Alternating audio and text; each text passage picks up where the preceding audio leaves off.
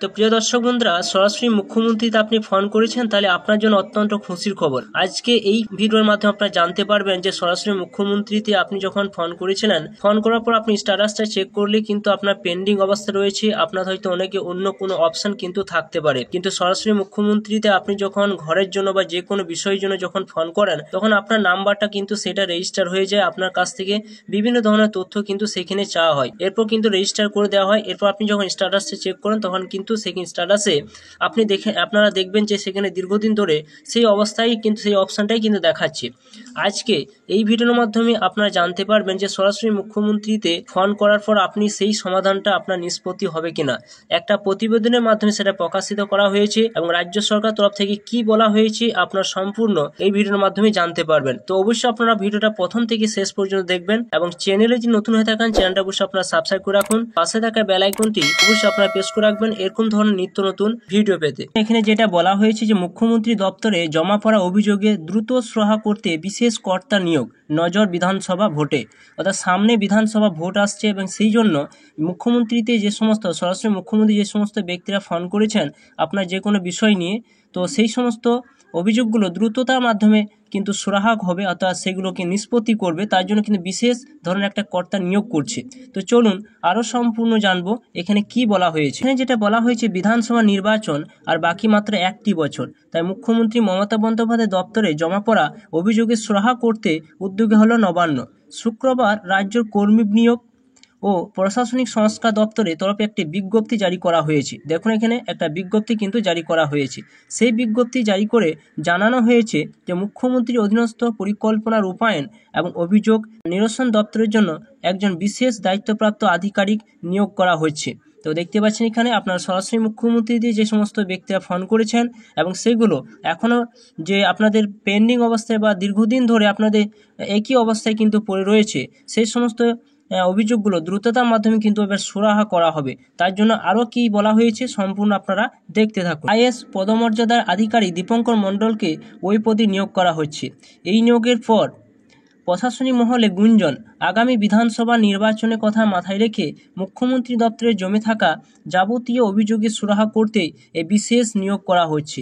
হয়তো আপনারা ফোন করেছেন সরাসরি মুখ্যমন্ত্রীতে ঘরের জন্য বা যে কোনো বিষয়ের জন্য, কিন্তু আপনারা দেখছেন স্ট্যাটাস চেক করার সময় আপনার স্ট্যাটাসে কিন্তু একই অবস্থায় কিন্তু রয়েছে এবং সেই অভিযোগগুলো দ্রুততার মাধ্যমে নিষ্পত্তি করার জন্য একটা বিশেষ ধরনের আধিকারিক কিন্তু সেখানে নিয়োগ করতে চলেছে। এছাড়া যেটা বলা হয়েছে, কয়েক বছর আগে সরাসরি মুখ্যমন্ত্রী হেল্পলাইন নাম্বার চালু করে রাজ্য সাধারণ মানুষের সমস্যার কথা জানার চেষ্টা করে নবান্ন।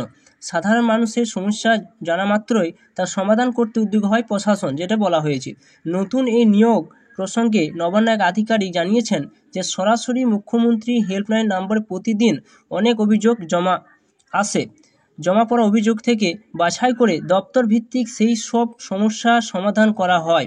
দেখতে পাচ্ছেন যে আপনারা যখন ফোন করেন যে কোনো বিষয় নিয়ে, তখন সেইটি কিন্তু সমাধান করা হয়, সেটা দপ্তর ভিত্তিক কিন্তু সেইগুলো সমস্যা সমাধান করা হয়। কিন্তু রাজ্য সরকার চাইছে যেসব অভিযোগ জমা পড়েছে তা দ্রুত সমাধান করতে, তাই একজন আইএস পদমর্যাদা আধিকারিককে বিশেষ দায়িত্ব দিয়ে ওই কাজ সম্পূর্ণ করতে বলা হয়েছে। দেখতে পাচ্ছেন যে রাজ্য সরকার একটা উদ্যোগ নিয়েছে, অর্থাৎ সরাসরি মুখ্যমন্ত্রীতে ফোন করেছেন, সেখানে দীর্ঘদিন ধরে কিন্তু আপনার পড়ে রয়েছে, কোনো আপনার সমাধান হয়নি।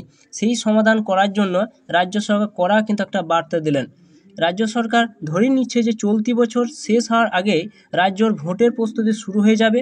তার আগে যাতে রাজ্যর মানুষের জানানো অভিযোগে নিষ্পত্তি করা যায়, সেই বিষয়ে উদ্যোগী হতে শীর্ষ আধিকারিকদের নির্দেশ দিয়েছেন মুখ্যমন্ত্রী।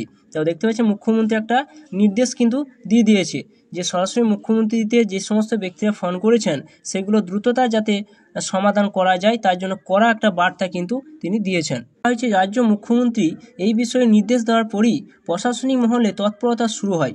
জমা পড়া সমস্যার সমাধান দ্রুত করতেই ওই আধিকারিককে নিয়োগ করা হয়েছে। পাশাপাশি পরিকল্পনা রূপায়ণ দপ্তর থেকে কোন প্রকল্পে কাজ কতদূর হয়েছে সেই বিষয়ে নজর রাখবেন ওই আধিকারিক।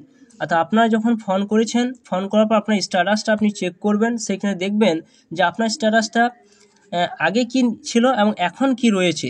তো আপনি স্ট্যাটাসটা কিভাবে চেক করবেন চলুন সেটা দেখে নেওয়া যাক এই ভিডিওর মাধ্যমে। ক্রোম ওপেন করবেন, সেখানে লিখবেন cm.wb.gov.in, এই সাইডে কিন্তু আপনারা চলে আসবেন। আসার পর সেই জায়গায় আপনারা কিন্তু টাচ চিহ্ন দেবেন, দেওয়ার পর সাইডে কিন্তু ওপেন হবে, একটুকু ওয়েট করবেন।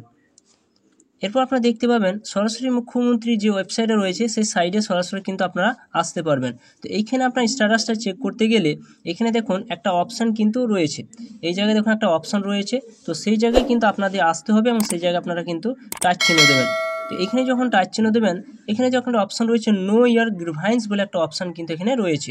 তো নো ইয়ার গ্রিভান্স অপশান, সেই জায়গায় আপনারা টাচ চিহ্ন দিয়ে দেবেন। এরপর এখানে আপনার ফোন নাম্বারটা দিবেন। ফোন নাম্বার দেওয়ার পর আপনার ফোন নাম্বারে কিন্তু একটা ওটিপি যাবে। তো চলুন একটা ফোন নাম্বার দিয়ে দেখাচ্ছি সেখানে কি অবস্থা আসছে, কি অপশান কিন্তু আসছে। তো ওটিপি চলে এসছে, ওটিপি বা ভ্যালিডিটি অপশান রয়েছে ওটিপি, সেই জায়গায় টাচ চিহ্ন দিয়ে এগিয়ে যাব। এরপর আপনার ডিটেলসটা কিন্তু এখানে বেরিয়ে যাবে, আপনার গ্রিভ্যান্স স্ট্যাটাসটা যে কী পর্যায়ে রয়েছে। যদি সমাধান করে দেওয়া হয়ে থাকে তাহলে কিন্তু আপনাদের এরকম অপশান কিন্তু চলে আসবে, dispose benefit service provide option কিন্তু আপনার আসবে। এরকম অপশান থাকলে জানবেন যে আপনার এই সরাসরি মুখ্যমন্ত্রী আপনি যে বিষয়টি নিয়ে অভিযোগ করেছিলেন সেটি আপনার সমাধান করে দেওয়া হয়েছে। তো এইভাবে আপনার স্ট্যাটাসটা চেক করে আপনারা দেখে নিতে পারবেন যে সরাসরি মুখ্যমন্ত্রী ফোন করেছিলেন সেটি আপনার সমাধান হলো কিনা। কারণ আপনারা যে ফোন করেছেন সেটি দীর্ঘদিন ধরে যে অবস্থায় রয়েছে এখন কিন্তু আস্তে আস্তে পরিবর্তন হয়ে যাবে, সেগুলো কিন্তু সমাধান করার চেষ্টা করবে। এটাই কি নতুন আপডেট কিন্তু এসেছে সরাসরি মুখ্যমন্ত্রী সেটা তরফ থেকে। তো অবশ্যই আপনি ভিডিও সম্পূর্ণ দেখলেন এবং চ্যানেলে যে নতুন হয়ে থাকেন চ্যানেলটা অবশ্যই আপনারা সাবস্ক্রাইব করে রাখবেন।